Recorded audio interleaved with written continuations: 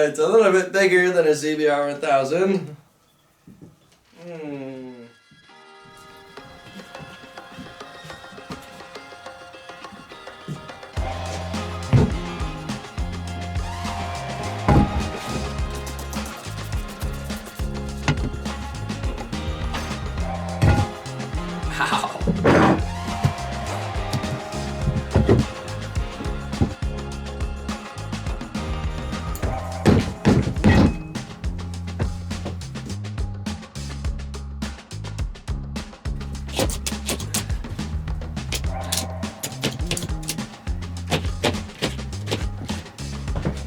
I've never done tires this big.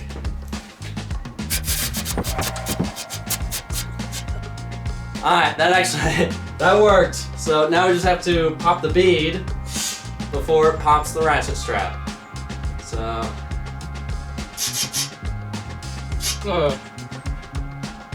Okay, I'm taking the ratchet strap off.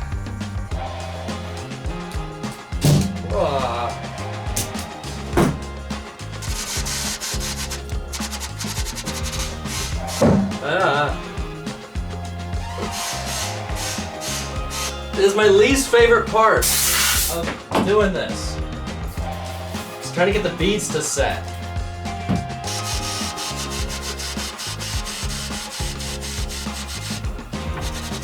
There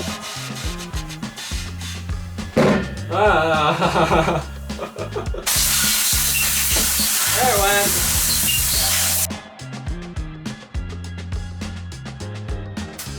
That had to be like 60 or 70 PSI to get these beads to set.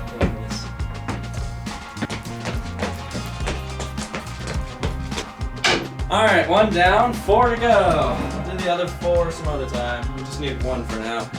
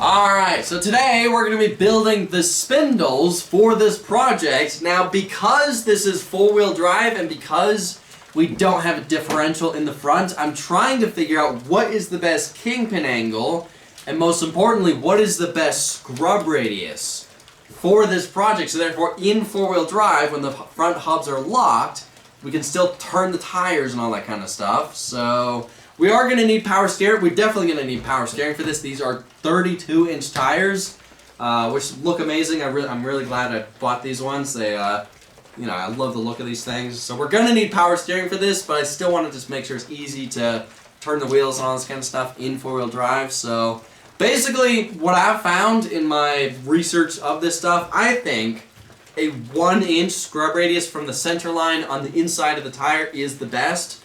It's somewhere between like 1/2 inch to 1 inch, so let's just go with 1 inch and call it good. Also, the kingpin angle has to be in the exact center line of the pivoting point of the CV axle, so therefore when the tire's turning back and forth, that CV axle isn't being pushed back and forth or in or out or anything like that. So basically we just need to find the 1 inch mark of the scrub radius, find the center line of the CV axle, then that is the exact line that we need to mount the hind joints onto to get the correct geometry for all this stuff. So yeah, it's a bit complicated when you start adding four-wheel drive to stuff like this.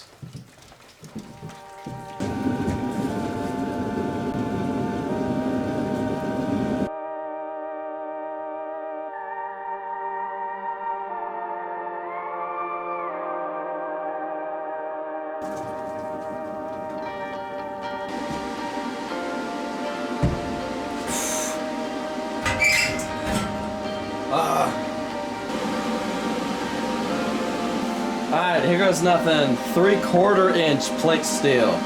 Let's see if it'll do it.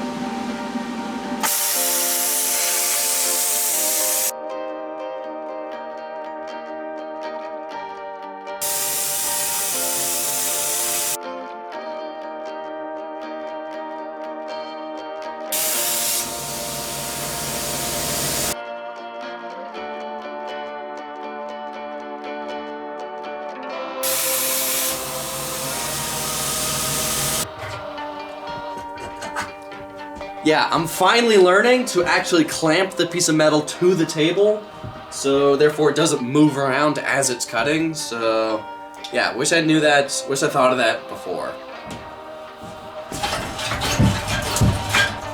By the way, this is 3/4 inch plate steel. I can't believe it actually did it.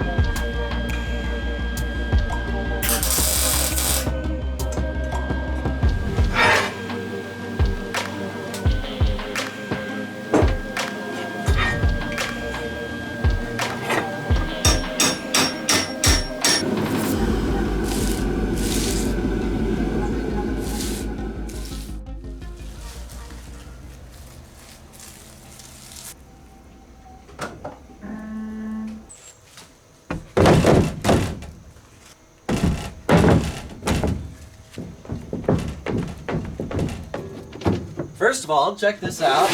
I found these at the scrapyard. 2 of these have to be like 18 by 3 feet. So 2 of these, aluminum diamond plate, 3/16.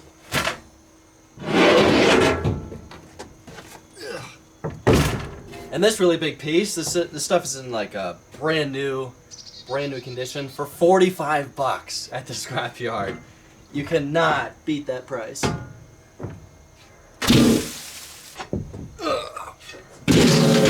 Yeah, I love that scrapyard. You cannot beat their prices.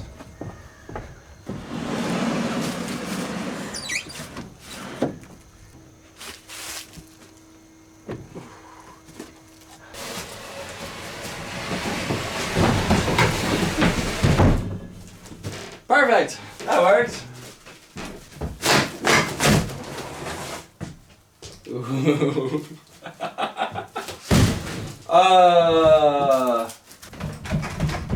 It's actually nice and tied down on this one. So in case you guys haven't guessed, this is the engine for this project. I just bought this thing off of eBay.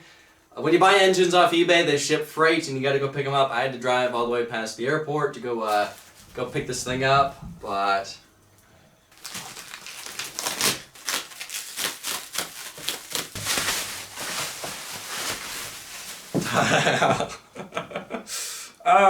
it's a little bit bigger than a CBR 1000. It's a little scratched up, a little dinged up, but as long as it runs, that's all I care about.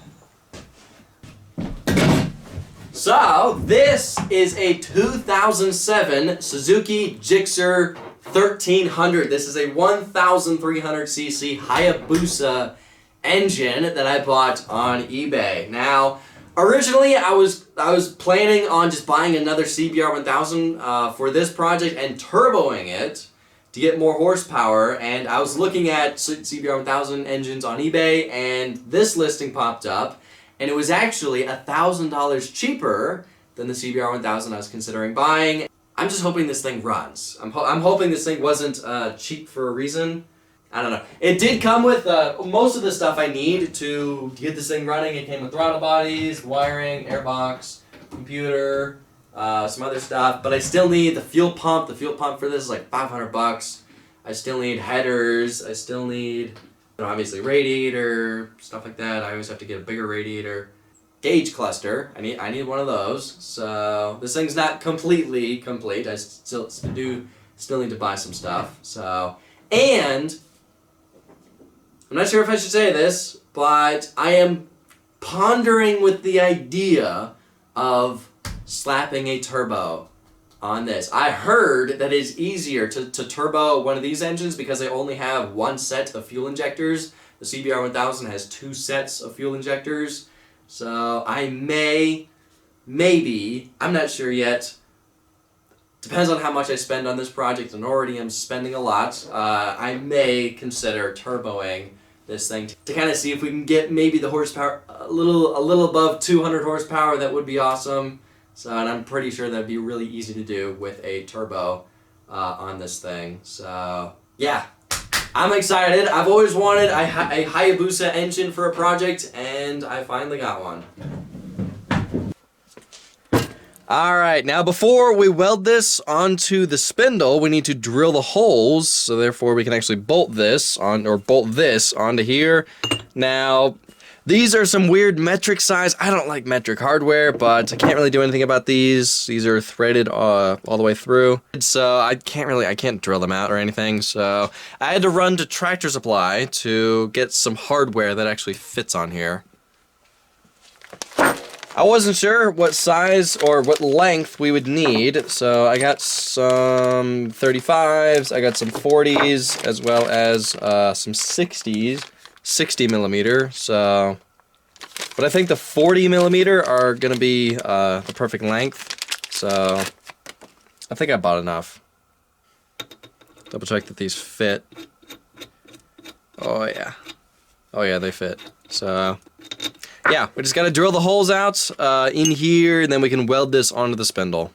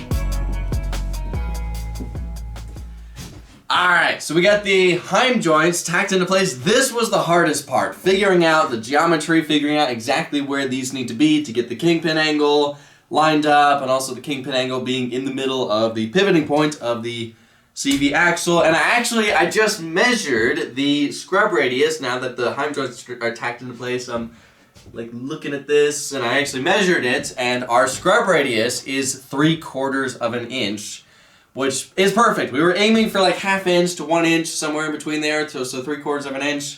I think it should be perfect for this vehicle. Now, because of the CV axles, because we're using automotive CV axles, unfortunately we're not going to have the crazy amount of suspension travel like we have on the CBR 1000 project. These CV axles and the other ones I'm using, because we're using automotive, they don't have that much degree of movement up and down. Pretty much they have 25 degrees in either direction, so really 50 degrees of movement, which is not that much. It's nowhere near what the front suspension on the CBR 1000 has. So unfortunately, because we're using automotive, we're not going to have the crazy amount of front suspension travel on this vehicle. Which is why when I was planning on building this project, I was really pondering, do I use Polaris CV axles and differentials and all that kind of stuff? And if I did do that, you know, buying this stuff would have been a lot more expensive. Anything Polaris is just insanely expensive.